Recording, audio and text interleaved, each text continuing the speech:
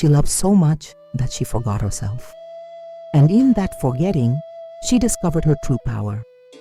There are loves that build you and loves that break you into 1,000 pieces just to force you to rise whole again. Since the beginning of time, women were taught that love meant giving yourself away. But no one warned her that those who give themselves without awareness get lost.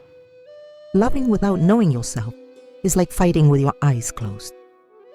You strike, but you also bleed. And still, you call the bleeding destiny. Love is not weakness. Love is training in courage, in boundaries, in presence, a silent training where every emotion is a blade and every tear is a strike that teaches you to endure. They say that a warrior woman, after losing the man she loved, wanted to abandon her sword. But her master said, "If love brought you to your knees, it's because you haven't learned how to wield it yet." Those words burned inside her. For nights, she cried in silence, but at sunrise, she rose, and she swore to learn how to love without destroying herself. She trained her heart the way she trained her blade, with discipline, with focus, with truth. She learned to feel without drowning, to care without erasing herself, and to love without losing her center. Because the real battlefield is not outside, it's within.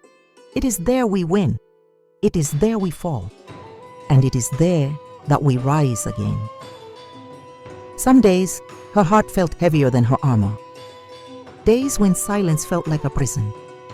But she learned that even silence can teach. She learned that solitude is not absence, it is sacred space.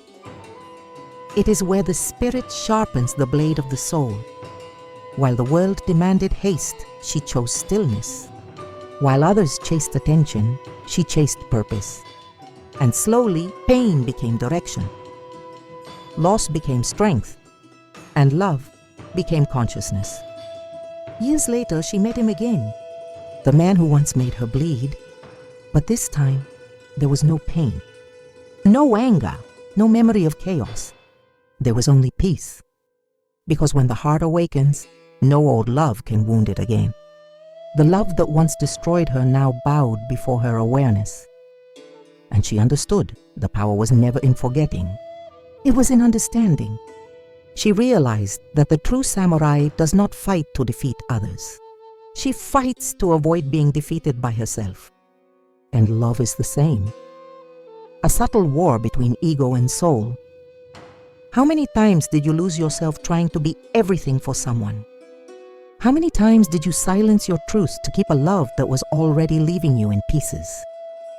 Listen, the woman who learns to stand alone never accepts crumbs again. She does not need to be chosen. She chooses because she knows that the heart is a weapon, and not every battlefield deserves its blade. This is not coldness. It is wisdom.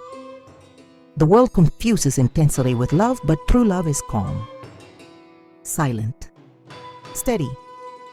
Loving consciously is knowing when to stop before losing yourself.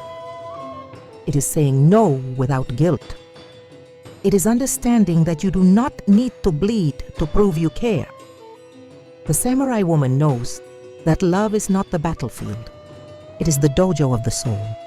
It is where patience is trained, self-mastery is forged, and faith in oneself is reborn. And when she returns to the world, she doesn't need to shout to be heard. Her presence speaks for her. Those who meet her feel it. Those who watch her learn. Those who love her respect. And those who lost her understand too late. Because the samurai woman doesn't seek revenge. She seeks evolution. Her silence is a sword. Her gaze is a shield. And her heart is restrained fire.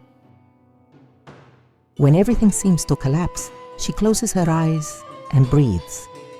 She doesn't run. She doesn't beg. She doesn't despair. She simply observes. Because she knows that even chaos must obey the discipline of time. And in that lethal calm, she wins.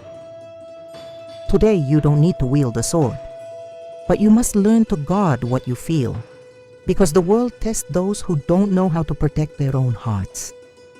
Taking care of yourself is not weakness, it is wisdom.